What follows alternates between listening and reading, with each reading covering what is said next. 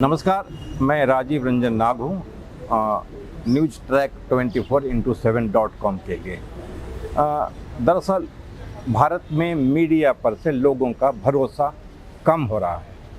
यहाँ की मीडिया की विश्वसनीयता संकट में है। मीडिया लेफ्ट और राइट विंग के नाम पे बट गया है।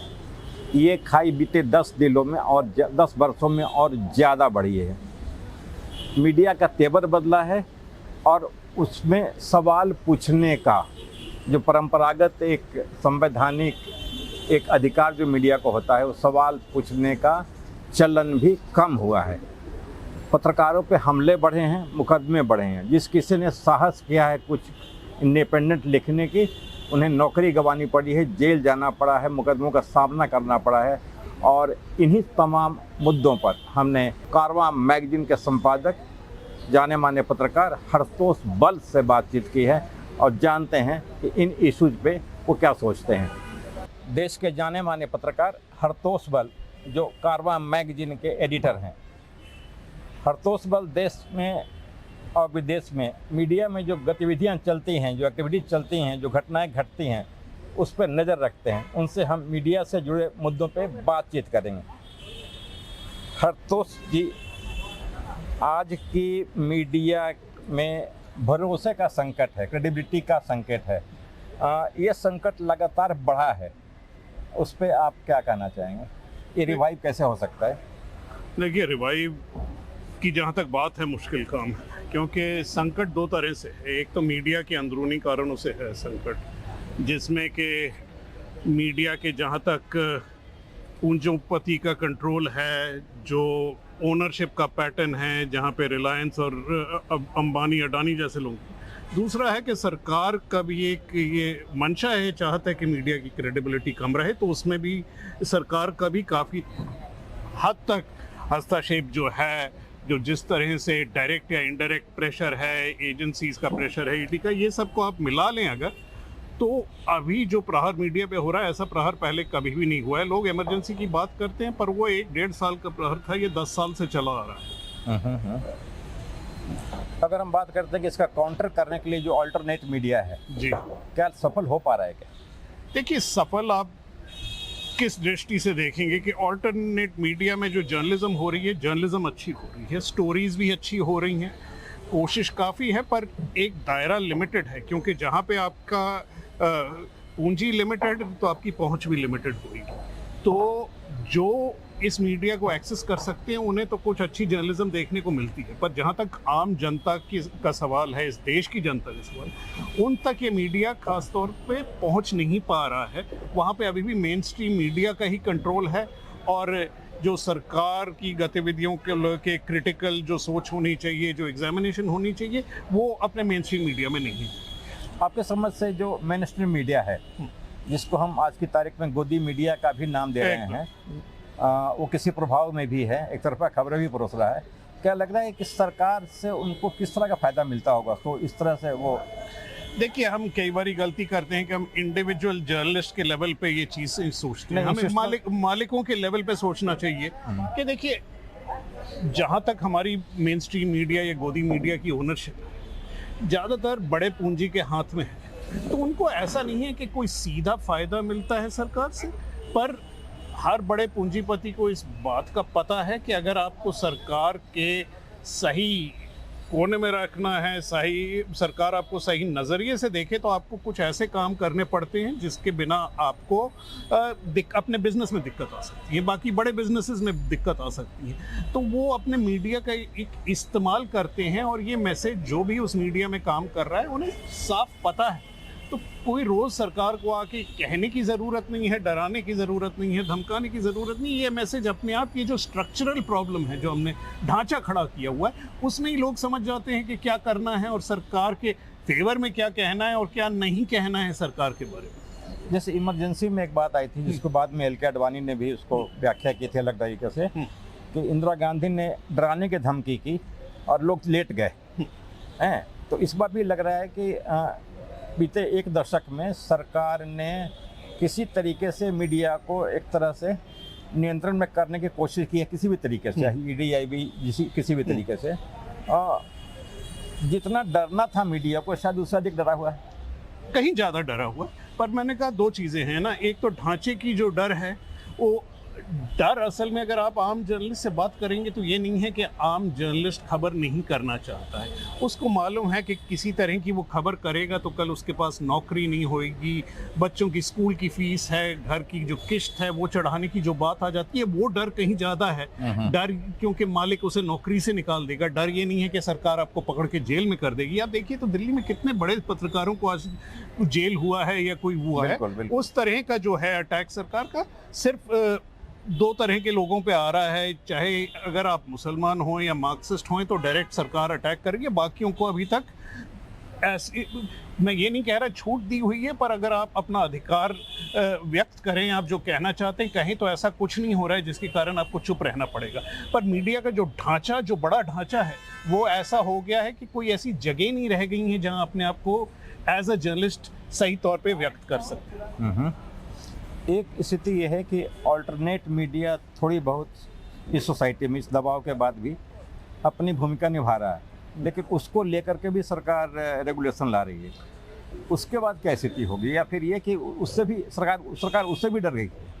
नहीं, वो देखिए, ये सरकार की मंशा क्या है कि खबर छोटी मोटी होती रहे छोटे चैनलों में, पर अगर कोई बड़ी खबर ऐसी आए जिसका असर पूरे देश में पड़ सकता है तो उस खबर को हम कैसे रोकें। मैं आपको कुछ एग्जांपल्स देता हूं। हमारी मैगजीन ने कश्मीर में जो हाल में सेना की तरफ से कश्मीरी सिविलियन, भारतीय सिविलियन का टॉर्चर और जो किलिंग्स हुई थी उस पर एक बड़ी स्टोरी की थी, काफ़ी बड़ी स्टोरी। तो हमें नोटिस मिला कि आप ये स्टोरी हटा दीजिए अपने वेबसाइट से।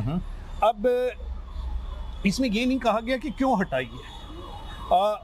हमने अपील की तो एक 6-7 जॉइंट सेक्रेटरी अपील सुनते हैं, उन्होंने ना बात की परवाह की।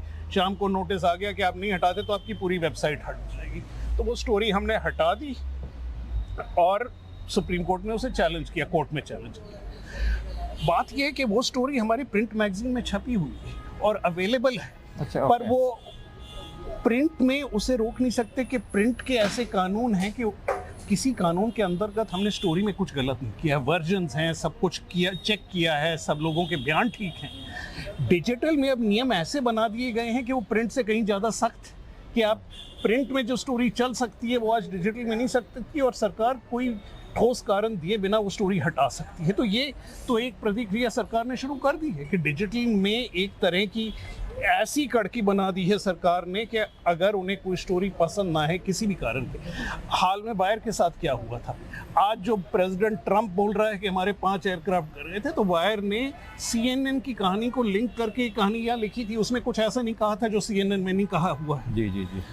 वो कहानी के चलते हुए पूरी वेबसाइट को बंद कर दिया बिना नोटिस के। जब वायर के संपादकों ने बात की है सरकार से तो वो कहते हैं हमें इस कहानी से आपत्ति है, तो जिस दिन वो कहानी हटाई गई तो वेबसाइट शुरू हो गई।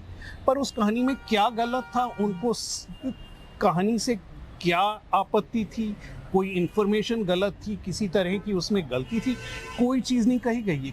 नहीं पसंद है, मेरे को अच्छा नहीं लग रहा है, आप हटा दीजिए, ये सरकार का नियम। जेट गिरने वाली खबर तो दैट गार्जियन ने पहले भी सबने डाल दी। और आज आप क्या करेंगे कि हम अमेरिकन प्रेसिडेंट के स्टेटमेंट को भी ना छापें, यहाँ तक पहुँच गए हैं। तो एक बात आओ, अभी मैंने देखने बीते 10 सालों में ना भारत का मीडिया डिवाइड हुआ है, जर्नलिस्ट भी डिवाइड हुए हैं बहुत हद तक। आप देख रहे होंगे तो उनके कंटेंट को। और अभी जब 2 महीने पहले इंडिया पाकिस्तान के बीच संघर्ष हुआ पहलगांव के बाद, तो उस समय तो भारतीय मीडिया ने हद कर दी। तो इसका क्या असर होता है? मतलब फिर सरकार ने अप्रिशिएट किया उसको। सरकार ने विजुअल मीडिया के ड्यूरिंग संघर्ष के एक्शन को अप्रिशिएट किया। अश्विनी वैष्णव ने कहा कि अच्छी भूमिका निभा रहे थे वो। मैंने हमने कराची पे कब्जा कर लिया, इस्लामाबाद पे कब्जा कर लिया, उसको जस्टिफाई कर रहे हैं। बोला कि नहीं सही कर रहे थे वो, हमने तो कराची का पोर्ट डिस्ट्रॉय कर दिया है। अब देखिए, इसका मतलब साफ है, सरकार को सच से कोई लेना देना नहीं है। सरकार ये चाहती है कि डोमेस्टिकली जो खेल खेला जा रहा है वो खेल चलता रहे, जिसमें सरकार की तारीफ हो। उनको इससे भी मतलब नहीं है कि इसके चलते हुए भारत की इमेज को बाहर बहुत नुकसान हुआ है। लोग हंस रहे थे इस मीडिया पे, ये सर्कस सबको बाहर बैठे बैठे दिख रहा था ये सर्कस है, जो कुछ बोला जा रहा है झूठ है। स्टूडियो में नौटंकी कर रहे हैं, नाच रहे हैं, अपने आप को कैमोफ्लेज जैकेट दिखा के वीडियो गेम खेल के ऐसे बता रहे हैं जैसे कि लड़ाई सच्ची तरह से आप कवर कर रहे हैं। तो एक ये जो आप जैसे गोदी मीडिया कहते हैं, हमें इसमें मीडिया का लफ्ज़ ही नहीं है, खास करके पत्रकारिता का लफ्ज़ इनके लिए इस्तेमाल ही नहीं करना चाहिए। ये तो एक सर्कस बन गया है जिसमें कुछ नौटंकी वाले हैं जो सरकार के इशारे पे नाच रहे हैं। बीते वर्षों में आप देख रहे होंगे कि जिस किसी पत्रकार ने कुछ निष्पक्ष लिखने या बोलने का साहस किया तो किसी न किसी तरीके से उनको डिस्टर्ब किया गया, गिरफ्तार किया गया, धमकियां दी गई, उनकी नौकरी भी गई। तो ये जो नया ट्रेंड शुरू हुआ है उस पर आप क्या? देखिए, वही है कि आप इतने बड़े ढांचे पे इतना बड़ा कंट्रोल के बाद भी अगर कुछ आवाज़ें ऐसी हैं जो निकल के सरकार के खिलाफ उठती हैं तो उनका फिर एक एग्जाम्पल बना दिया जाता है। पर उस एग्जाम्पल में भी जो मैं आपको बात दे रहा हूँ कि अगर आप देखें कि सेलेक्टिव जो टारगेटिंग है, अगर आप मुसलमान हैं तो आपकी चांसेस टारगेटिंग की कहीं ज़्यादा हैं। तो आप मोहम्मद जुबैर के पीछे गई हैं, राना अयूब के पीछे गई हैं, कैसे और ऐसे सब आप कप्पन के पीछे गई हैं। यहाँ पे देख लीजिए कि आप या मार्क्सिस्ट हैं। अब जो ये छोटे हम इंडिपेंडेंट मीडिया की बात करते हैं, वहाँ पे ये नहीं है कि न्यूज़ क्लिक सबसे महत्वपूर्ण था, पर पीछे गए या अरेस्ट न्यूज़ क्लिक का ही हुआ है, बाकी किसी के साथ ये नहीं हुआ है। तो एक इसमें भी पैटर्न है और इससे इशारा दिया जा रहा है कि बाकी अगर आप कुछ करना चाहते हैं या बोलना चाहते हैं तो याद रखिए कि ये भी हो सकता है। 10 साल बाद, 15 साल बाद जब ये रिजीम ख़त्म होगा, अगर हम कहते हैं तो इंशाअल्लाह तो अगर हम ये उसका रिव्यू करते हैं, उसकी समीक्षा करते हैं और ये पाते हैं कि 15 साल बाद ये मीडिया हाउसेस को रिपेंट होगा क्या कि जो आज परोस रहे हैं उसमें एक गलती कर रहे थे? नहीं होगा। देखिए, ये जो मीडिया हाउसेस जो आज सरकार की तरफदारी कर रहे हैं, यही मीडिया हाउसेस को आप 15 साल पहले देख लीजिए किसकी तरफदारी कर रहे थे। और जो पार्टीज आज इनके बारे शोर कर रही हैं उनकी गोद में ये लोग जाके बैठ जाएंगे, वो इन्हें गोद में भी बिठा लेंगे, इनका कभी नुकसान नहीं होता है। ये कांग्रेस के समय में भी ये गेम खेल रहे थे।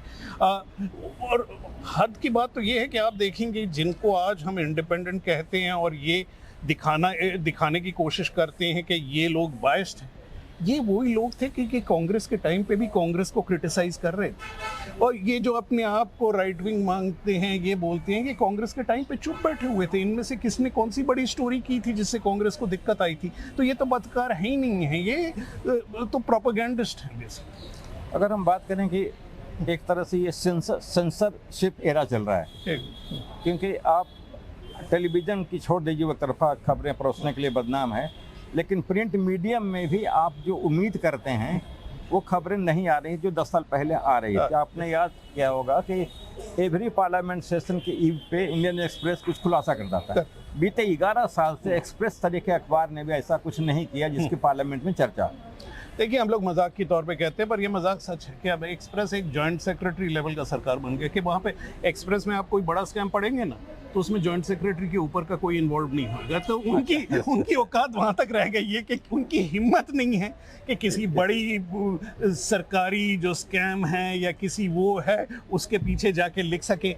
11 साल से एक सरकार चल रही है, इनको किसी बड़े मंत्री के बारे कुछ नहीं मिला है, कुछ नहीं किया है। एक्सप्रेस में मैंने काम किया, अपना काम सीखा है, पर ये वो एक्सप्रेस थोड़ी है, ये तो एक मजाक बन गया है। लेकिन अब अगर आप देखें तो बिजनेस हाउसेस में क्या सिर्फ बिजनेस इंटरेस्ट है या अंदर से भी वो इन्वॉल्व है दिमागी तौर पे या सैद्धांतिक तौर पे?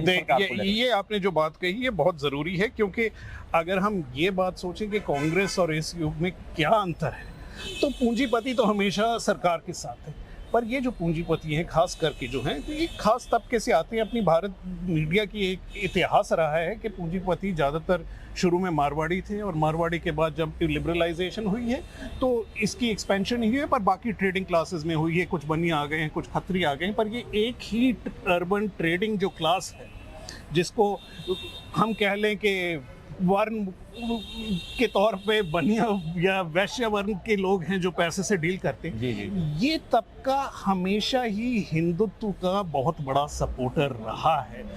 गीता प्रेस से लेके जो फंडिंग हुई है वो खास करके कलकत्ता के मारवाड़ियों से हुई थी। आज तक जो सपोर्ट है, तो पहली बारी पूंजीपति को एक सरकार मिली है जो सिर्फ उनके पूंजी के हिसाब से उन्हें सरकार के साथ चलने की ज़रूरत नहीं है। उनकी अपनी दिली मंशा से भी वो इस सरकार से जुड़े हुए हैं। तो ये दोनों चीज़ों का मेल आ गया है। तो एक जो उत्साह से वो इस सरकार का सपोर्ट करते हैं, वो कांग्रेस सरकार का भी सपोर्ट बिल्कुल बिल्कुल बिल्कुल बिल्कुल। हाँ, तो जैसे मान लीजिए कि मीडिया का जो मौजूदा मिजाज है और जिस तरह से मीडिया अपने को एक्ट कर रहा है सोसाइटी में, उसका असर ये हुआ है कि सामाजिक आंदोलनों की खबरें दब गई अखबार में।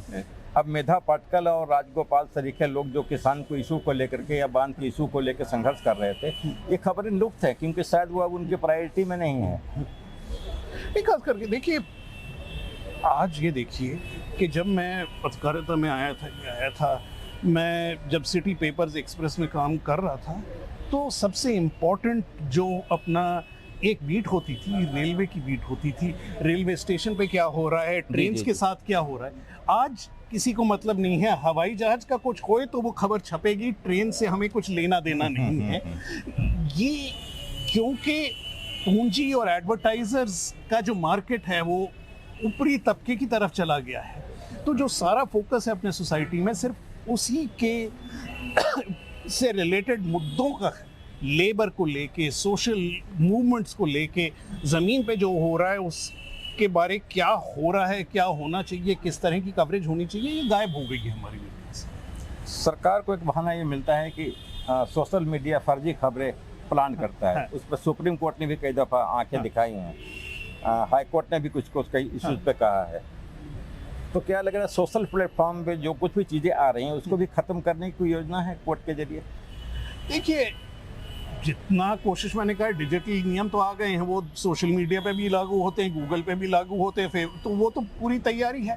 पर सच्चाई की ये बात है कि सबसे ज़्यादा जो फेक न्यूज़, जो डिसेप्शन, जो घटिया किस्म की हेट स्पीच और कम्युनल स्पीच या कम्युनल जो आ रहे हैं, वो तो रूलिंग पार्टी से जुड़े हुए लोग जनरेट कर रहे हैं सोशल मीडिया में। तो अगर वो सही में कंट्रोल करना चाहते तो अपने आप को कंट्रोल करते। पर आप देखेंगे कि अपने देश में कुछ कानून व्यवस्था ही ऐसी बन गई है कि दिल्ली में दंगे होते हैं तो जो मंत्रियों ने दंगों के पहले एक भड़काऊ भाषण हुए थे वो बाहर खुले घूम रहे हैं, जिन्होंने गांधी का नाम लेके बोला था कि भाई उमर खालिद जैसे कि एक पीसफुल कुछ होना चाहिए, वो 6 साल से जेल में बैठे हुए हैं। तो जब व्यवस्था कोई मंत्री बन गया, कोई मंत्री बन गया है और बने रहे हैं, तो जब व्यवस्था पे ये कंट्रोल है तो फिर हम लोग क्या सोच सकते हैं कि जो सच्चाई या एक तरफ से जो देश में जो वापर रहा है, सही तौर पे जो हो रहा है ज़मीन पे, उसका कोई प्रतीक हम मीडिया में देख सकते हैं? नहीं देख सकते। ये जो एक नया टीआरपी का जो नया खेल है, जो फर्जी टीआरपी के आंकड़े पेश किए जाते हैं, और शायद वो टाइम्स नाउ के मामले में 5 साल पहले ये एक्सपोज भी हुआ मामला, और टीआरपी विज्ञापन का बहुत बड़ा एक जरिया है, फर्जी टीआरपी के जरिए। सरकार इस टीआरपी को छेड़ना नहीं चाहती है, या जो टीआरपी जो क्लेम कर रहे हैं उसके लिए कोई ऑफिशियल बॉडी नहीं है, रेगुलेटरी बॉडी नहीं है जो उसकी जांच करे। इस पर आप क्या देखिए, ट्रांसपेरेंसी चाहती नहीं है सरकार।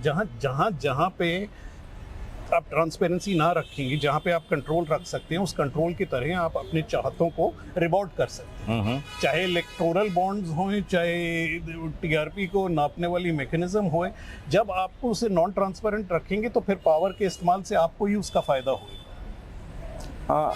कई अखबार सीधे जो आरोप लगते हैं कि वो आईटी सेल प्रोवाइड कर रहा है इंफॉर्मेशन, जैसे पुलवामा वाले मामले में 13 सेकंड इंडियन क्राफ्ट इनसाइड गया पाकिस्तान पे और वहाँ 300 लोग मारे गए और सारे टीवी ने यही नंबर पेश किया। तो ये जो सरकार की तरफ से जो आंकड़े दिए जा रहे हैं और उसको मीडिया परोस रहा है, तो इस तरह के पत्रकारिता को क्या नाम देंगे? देखिए, मोदी मीडिया से बड़ा हम क्या और शब्द इस्तेमाल कर सकते हैं। 2 तरह की चीज़ें हो रही हैं। एक तो सरकार जो परोस रही है उसको हम बिना पूछे चला रहे हैं, दूसरा जो सरकार नहीं परोस रही है उस पर कोई सवाल नहीं। पहलगाम को हुए कितनी देर हो गई है? आपको मालूम है कि किसने किया है? आपको मालूम है एक नाम है, कोई सबूत है, कोई एविडेंस है? जो फेलियर था इंटेलिजेंस का, सिक्योरिटी फोर्सेस का, वो तो हमारा था ना। तो उसको किसने भेद के, किसने वो अटैक कैरी आउट किया, कहाँ से वो लोग आए, कैसे हुआ, ये सवाल तो एक बनता है सरकार से पूछने का। कोई मीडिया पूछ रही है? कुछ नहीं। और हमने एक युद्ध लड़ लिया है। मोहम्मद हनीफ ने जैसे कहा था, दोनों देशों को बधाई हो, एक युद्ध हुआ जिसमें दोनों जीत गए। और वो सोचते हैं वो जीत गए, हम सोचते हैं हम जीत गए क्योंकि प्रोपोगेंडा के तौर पे। पर सच्चाई उस युद्ध की क्या थी? किस कारण ये युद्ध हो रहा था? हमला जो हुआ उसके पीछे जो लोग थे, हमने उन्हें पनिश करने का हमें कोई मंशा नहीं है क्या? पकड़ के उन्हें सजा देने की मंशा नहीं है? ये सवाल कौन पूछे? बीते एक दशक की ही बात अगर करते हों तो मीडिया उन तमाम पत्रकारों पे हमले किए गए, गिरफ्तार किए गए, जेल में डाल दिए गए। ये जो नया ट्रेंड शुरू हुआ कि जहां आपने मुंह खोला था आपको बिहाइंड द बार कर दिया जाएगा, ये किस तरह का लोकतंत्र है? देखिए, लोकतंत्र नहीं है, ये एक डराने का तरीका है। मैं जो कहता हूँ, ये जो हम सोसाइटी में जो हम लिंचिंग देखते हैं ना, उसी तौर का तरीका है। एक जगह आप लिंचिंग हो जाए तो वहाँ पे हज़ारों कहीं पे भी बैठे हैं डर जाते हैं। उसी तरह आप एक पत्रकार को किसी बहाने अगर पकड़ के अंदर डाल दे तो उसके कारण हज़ारों या 10,000 बाकी पत्रकार चुप बैठ जाते हैं, डर जाते हैं, सहम जाते हैं। वो मंशा यही है उसका। बहुत बहुत शुक्रिया आपका। आज की बातचीत में बस इतना ही। अगले वीडियो में हम एक नए मेहमान के साथ बातचीत करेंगे। मैं हूं राजीव रंजन नाग, न्यूज़ ट्रैक 24x7.com के लिए।